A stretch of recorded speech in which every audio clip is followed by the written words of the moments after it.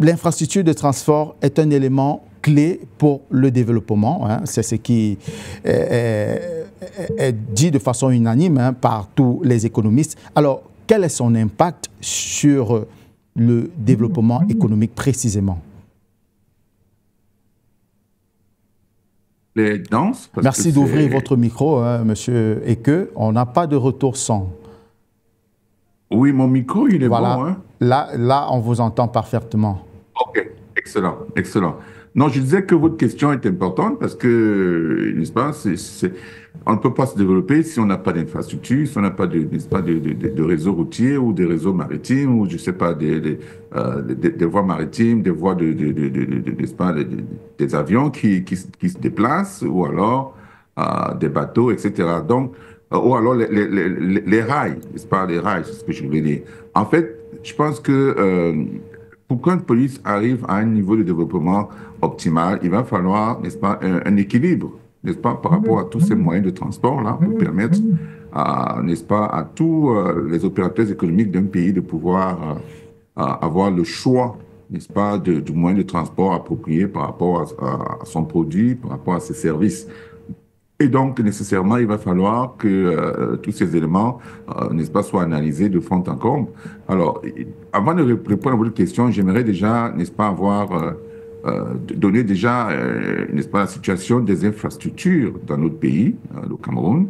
Alors, ce qu'on va dire, c'est que la situation des infrastructures au Cameroun, notamment les infrastructures de transport, en 2024 est marquée, n'est-ce pas, par des progrès, qui sont acceptables. Mais il y a également beaucoup de défis, n'est-ce pas? Alors, en termes de progrès, on va parler, n'est-ce pas, n'est-ce pas, de l'expansion du réseau routier, n'est-ce pas, au Cameroun. Ces dernières années, c'est-à-dire que le Cameroun a réalisé des avancées significatives, n'est-ce pas, dans le développement de son réseau routier. En 2023, d'après les informations que nous avons obtenues, environ 700 km de routes ont été bitumées et réhabilité, portant donc, n'est-ce pas, le total, n'est-ce pas, de ce réseau routier à 10 225 km de route, sur un réseau national global d'environ 121 873 km.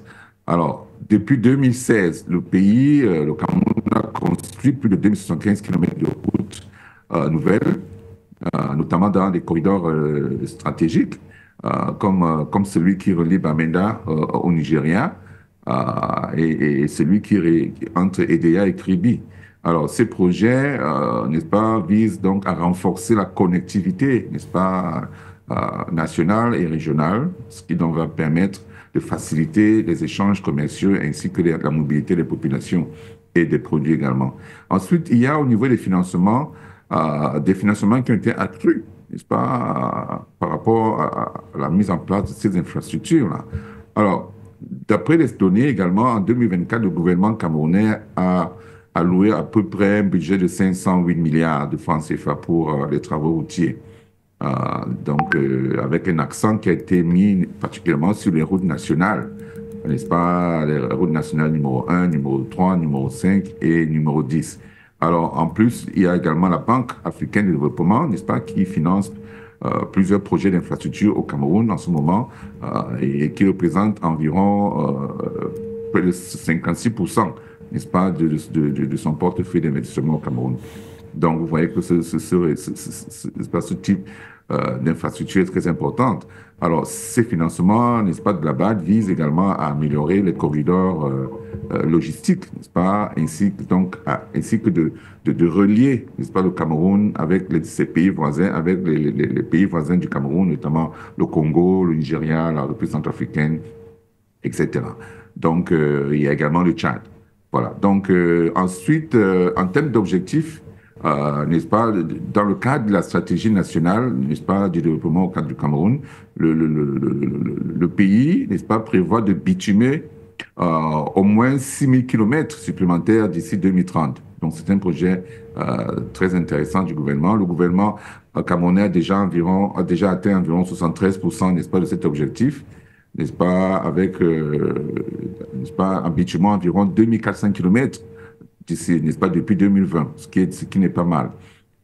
Les projets futurs donc vont inclure l'extension du réseau autoroutier et ainsi que l'amélioration, n'est-ce pas, des routes en terre pour assurer donc, leur praticabilité en toute saison. Bon, maintenant, dès qu'on a dit ceci, il y a également des défis, n'est-ce pas, comme on a dit tantôt, mais je pense que en vous donnant l'idée générale de la situation réelle, actuellement, on peut maintenant répondre à votre question. Quel est l'impact, n'est-ce pas, du réseau, n'est-ce pas, de l'importance, n'est-ce pas, du réseau routier ou bien des infrastructures de transport en général sur la croissance économique dans un pays, notamment un pays comme le Cameroun? Alors, premièrement, ça va faciliter les échanges commerciaux. Ça, c'est évident. C'est-à-dire que les infrastructures de transport, notamment les routes, sont essentielles pour faciliter les échanges commerciaux, tant au niveau national, n'est-ce pas, qu'international. On dit généralement que là où la route passe, le développement suit. Et c'est n'est-ce pas, c'est une formule que j'aime bien parce qu'effectivement, le réseau routier d'un pays permet de relier les régions qui produisent, n'est-ce pas, les régions productrices au marché. N'est-ce pas? Donc, ceci donc permet donc de réduire ainsi les coûts de transport et d'augmenter, n'est-ce pas, l'efficacité des échanges. Alors, si on prend un exemple, on va dire qu'une route, plutôt une étude sur une période de 1995 jusqu'à 2017 a montré que le taux de bitumage, n'est-ce pas, des routes a un impact significatif sur le trafic économique, n'est-ce pas, entre le Cameroun et ses pays et ses voisins, comme notamment la République centrafricaine et le Congo. Donc, ceci donc contribue à la croissance du PIB dans ces pays-là. Ensuite, deuxième point important par rapport à l'impact, n'est-ce pas, de l'infrastructure de transport sur le PIB, c'est la réduction des coûts de transport. Vous voyez, c'est-à-dire que non seulement ça facilite les échanges commerciaux, mais ça réduit également les coûts de transport. C'est-à-dire que l'amélioration de ces infrastructures va donc diminuer le coût logistique, n'est-ce pas, ce qui est donc crucial pour la compétitivité des entreprises camerounaises.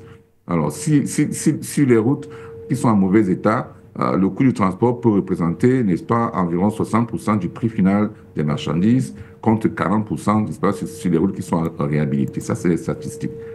Donc, ça montre effectivement, ça montre à quel point l'état des infrastructures peut influencer, n'est-ce pas, les prix ainsi que l'accès au marché.